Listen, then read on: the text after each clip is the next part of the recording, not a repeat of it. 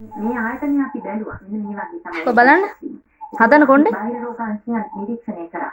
අපි දැක්ක මොනවද ගන්න? එතකොට මේ නිරීක්ෂණය මත අපිට පුළුවන් රෙකමෙන්ඩේෂන් අපේ නිගමනයන් දීලා මේ චර්යාවන් වෙනස් කරන්න.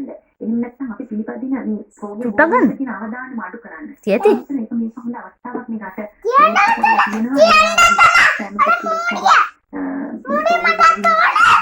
ඔය තියෙන චුට්ටක් ගන්න ඇඟිල්ල. කොළ පාටයි මේ. අතල්ලා. අක්ක මූඩියට දාන්න චුට්ටක් නංගිට. අපි හඳුනාගත්ත චර්යාවන්ට අමතරව චර්යාවන් මොනවද හඳුනාගෙන ඒක අල්ලන්න. ආ තියෙන්නේ චුට්ටක් මූඩි. අතට ගත්තාම ගොඩක් වෙනවා. ඒවත් අපිත් එක්ක සමග සාකච්ඡා කිරීම සහ මොකක්ද උනේ? නියමිත නිර්දේශන ලබා දෙන්න. ඉතින් ඒකම රෝගී බොහොමින්ම වැළැක්වීම සිද්ධ වෙනවා. අතට ගන්න.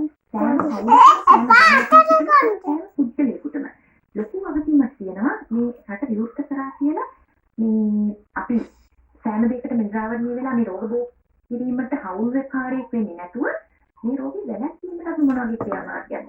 තාමත් සුළු කාර්යයන් ටිකක් තමයි අපි කියන්නේ. සෑම විටම අත සෝදන්න, නිරතුරුව අත සෝදන්න, හොඳින් අත සෝදන්න, මූණ නිතරම අතපත ගන්න. ඉතින් අපි පාරකට ගියොත් හැමතිස්සෙම මේ මූණ අතපත ගන්න. වාර ගන්න තාමත් වැඩි පුත්තලයන්ගේ. ඉතින් මේක අඩු කරන්නේ කොහොමද? අද නම් නාන්න වෙයි ඈ. තෙල් ගාලා. කොහොමද කියන්නේ? මර්ධනෙන් පහක් කියන්නේ මම හිතන්නේ මේ ආයතන වල ලොකු අදකීමක් කියලා මේ මේක සංඛ්‍යාත්මක දේවල් කතා කරන්නේ හොඳයි. ඒක අවබෝධයක් වෙනවා අපි කොයි වගේ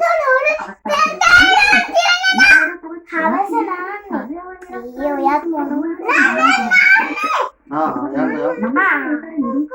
සෙල්ලම් එහෙම කරලා රැටි ඉවර කරලා දාඩිය දාපුවම අපි මිනිසුන්ගේ වෙනස් දාඩිය දාපුවම අවස්ථාව ඉතාමත් වැඩි. අපි ඒක ගැන ලොකු අවධානයක් යොමු කළ යුතු අවස්ථාවක්. මොකද කොහෙද යන්නේ? සංසිත ලොකු බලපෑමක් වැඩි වුණා. නංගි. වගේ තමයි අපිට තේරෙන්නේ. දැන් අපේ වගකීම සෑහෙන හරි අරගෙන තිබුණා.